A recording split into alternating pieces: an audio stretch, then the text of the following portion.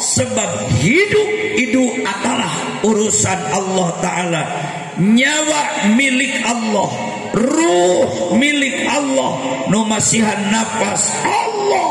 12 liter oksigen ku Allah dibikin ke manusia. Baris didugikeun ku Syaihuna Al-Mukarram alladzi lam yudkarismuh min ma'had Miftahul Khair Pasir Batang Manunjaya waqtan wa mahalan mufaddalan.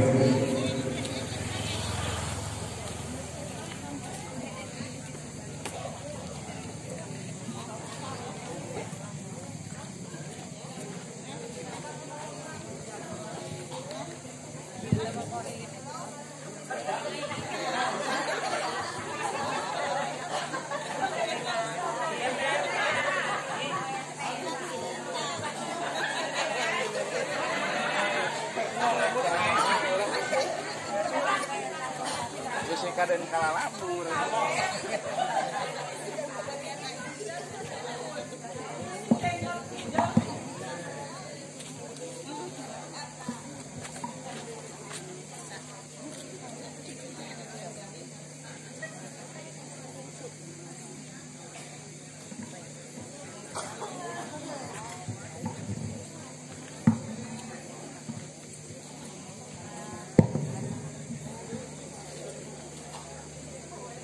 Assalamualaikum warahmatullahi wabarakatuh.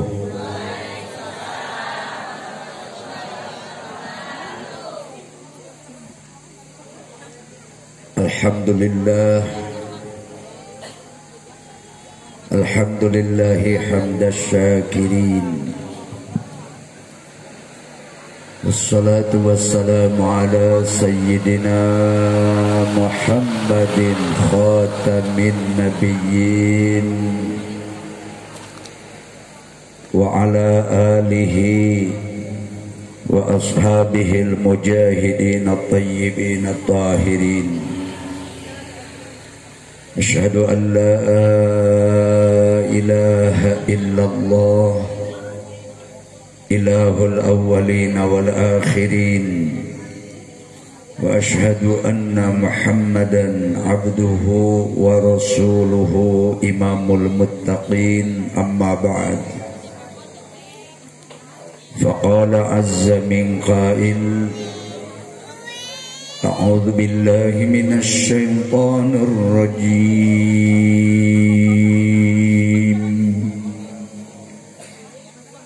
Bismillahirrahmanirrahim. Ma yaf'alullahu bi'adzabikum in syakartum wa amantum wa kana Allahu syakiran alima. Sadaqallahul azim. Wa qala ta'ala fi hadits qudsi man lam yashkur ala na'mai wa lam yasbir ala balai falyakhruj min tahtis samai wal yatlub rabban siwaya. Yang dihormat para sepuh, bini sepuh, para kiai, para ulama, wabil khusus Ketua Majelis Ulama Desa Karyawangi, mewah sadaya guru-guru ngaji, para sesepuh masjid anu hadir ayeuna di blok Manawae bade warga Desa Karyawangi atanapi di luar Desa Karyawangi, kapayunan Bapak Kepala Desa sareng sadaya para pimpinan lembaga desa nu aya di Desa Karyawangi, ngahaturkeun sembah hormat azim ka pribumi nungal fukah adayana acara ieu pangaosan Bapak Suherman mewah sajumlah keluargana. Pangaosan wong ieu digelar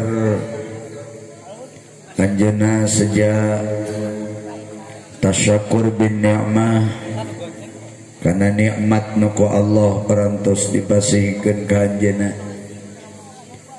Upami ditataan hiji-hijina ieu acara teh kahiji syukuran parantos ngakhitanan murang kalih incu napa Suherman. Nu kadua sejak syukuran karena ieu tempat kasab usaha anjeunna mulih direnovasi dibangun ayeuna langkung sae tibatan sate acana.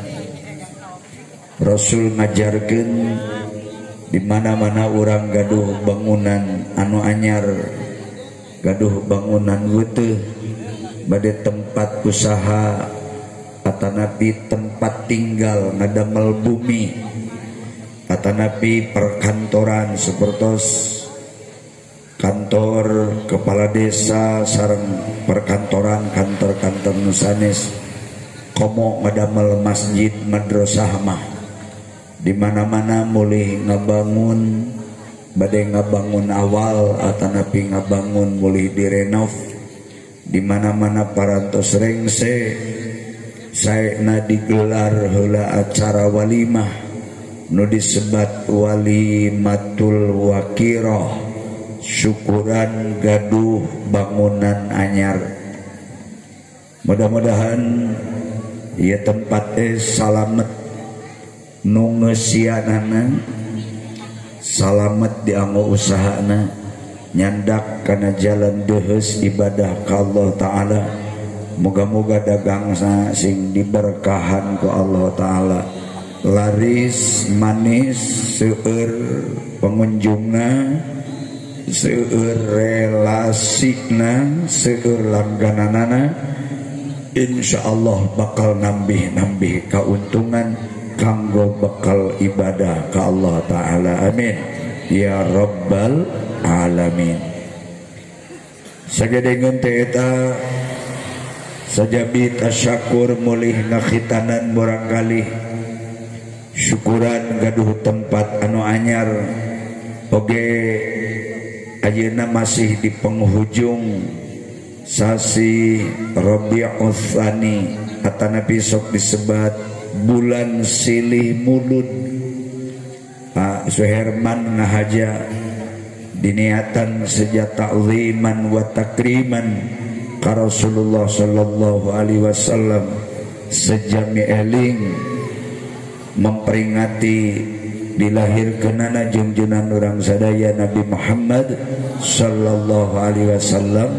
Moga-moga anjeunna di akhirat kelak sareng keluargana wa Allah taala dikersakeun dijantenkeun umatna Kangjeng Nabi anu satuhu kalayan kenging syafaat ti anjeunna jaga di yaumil hisab. Amin ya Allah ya rabbal alamin.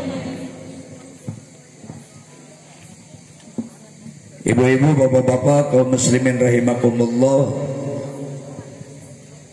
Sim Kuring menggaris bawahi soal tasyakur bin ni'mah.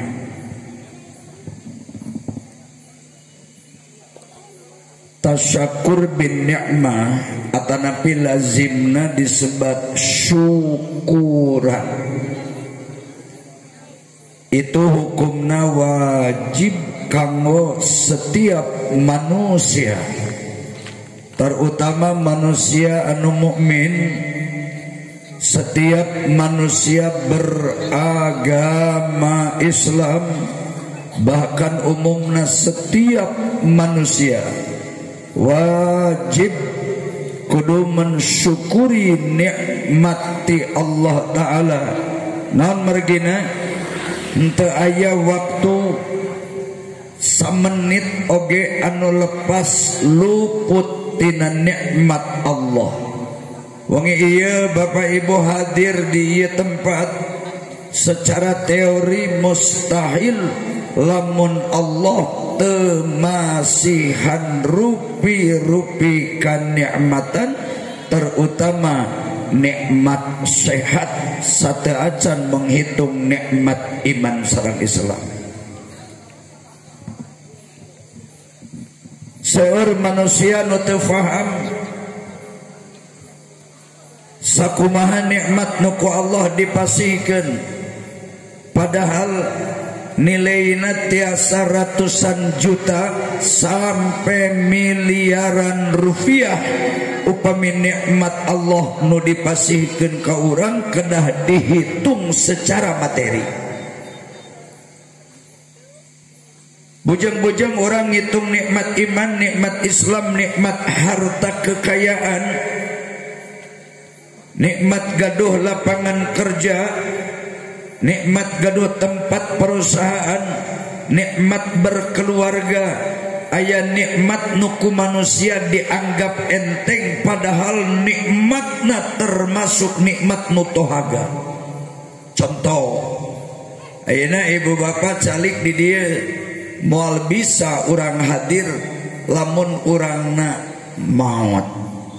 Terus ente ibu bapak lah hadir ke tempat ieu beda hirup.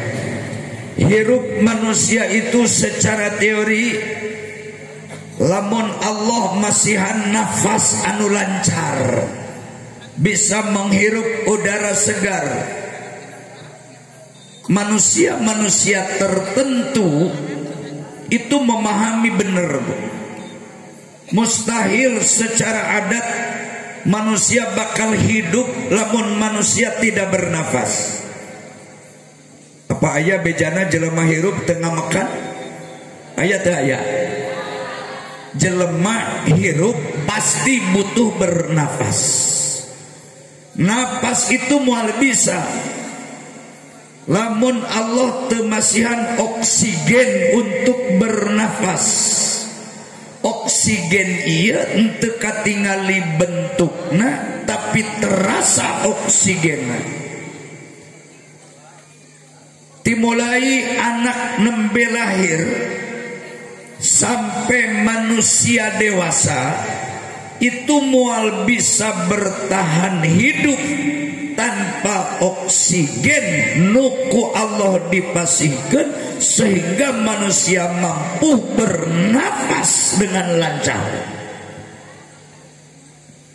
Tiap-tiap semenit nonamina manusia hidup, termasuk bapak-bapak ibu-ibu simkuring oge nunuju ngobrol.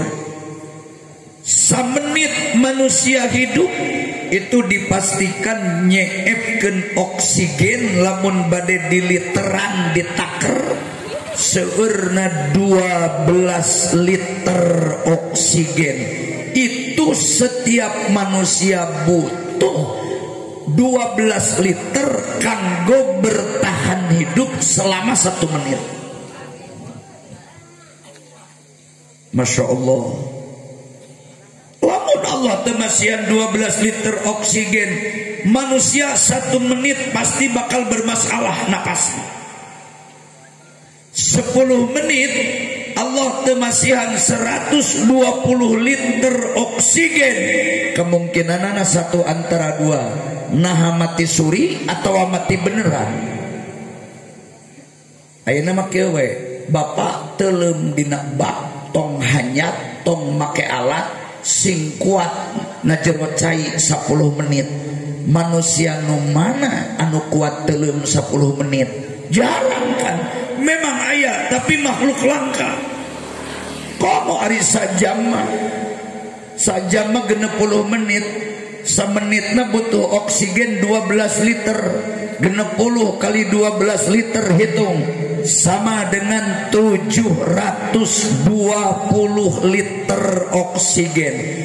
Saya ingin coba aya moal urang desa Karyawangi anu teuleum dicai 1 jam ulah muncul ulah ngamul 1 jam asup kana jero cai. Itu kan manusia langka. boro-boro 1 jam 60 menit 10 menit wae manusia kudu dikeum dina jero cai hanya beberapa orang tertentu. Jelema paling kuat teu bernapas 1 menit setengah menit atau lamun 10 menit kuat tengah makan babakal loba kori anu sajus tengah makan maca Quran lempeng kan napas rata-rata jelema teh teu panjang teuing. So Bapak Ibu kudu sadar komo nu ngarora mah ya. Jangan melupakan nikmat Allah. Bagaimanapun manusia hidup di dunia pasti membutuhkan Allah, sebab hidup itu adalah urusan Allah Ta'ala. Nyawa milik Allah, ruh milik Allah, nu masihan nafas Allah. 12 liter oksigen ku Allah dibikin ke manusia, neme manusia bertahan hidup 1 menit. Uktuk 1 menit wae hirup muntah aya 12 liter oksigen pasti bermasalah. Tingali nu gering sesek napas, lain paeh nu sesek napas teh ngan kesulitan oksigen. Wah, ngaran-ngaran jelema boga penyakit asma, sesek napas, benge, ripuh, alabatan nyeri sirah, sesek napas, asma, penyakit anu mengancam kematian. Hirup tenet paeh teu hos, eueuh penyakit sesek napas nu ngareunah teu aya, nang karak teu ngeunah, nya ngikir teu ngeunah, nang kuban teu ngeunah, paling cinukul boro-boro nu ngarasakeunana, nu ningalina wae ka jelema nu keur kambuh kuat sesek napasna, watir ningalina oge na. Najan boga mobil motor moal ingat, boga imah weuteuh moal dipikir jelema keur sesek napas mah.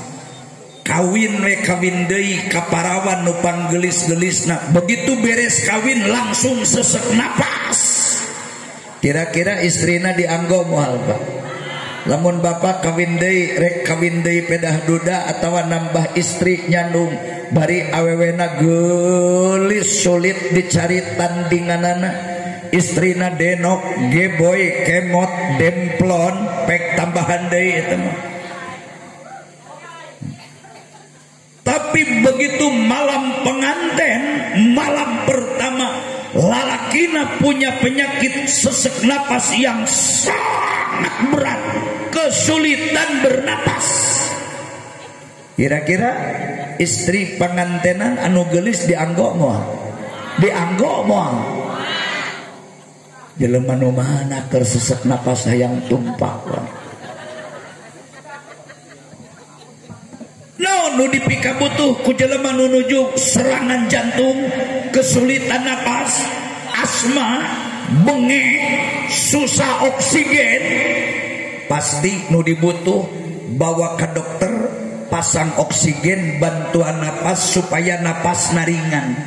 Ditawaran duit moal butuheun, ditawaran perhiasan emas moal butuh, ditawaran kendaraan mewah moal butuh, dikawinkeun deui ka parawan jekekan nu geulis moal bunga sote hirup mah lamun Allah mere napas bari lancar alhamdulillah.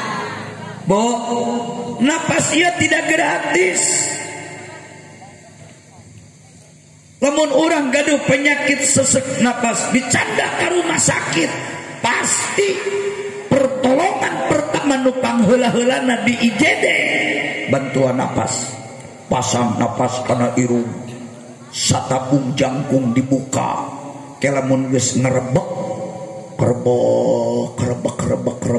kerebek make nu siga kaleci ancul oh berarti napas nanya ieu aya keur bantuan oksigen na keluar. Karasa cuaca berbeda, nu tadi jalma nu keur gering sesek napas ngoprot asa sakaratul maut. Mun Bapak Ibu geus ngajaran moal aing ngadoakeun nu haladir sing sesek napas kabeh mah moal.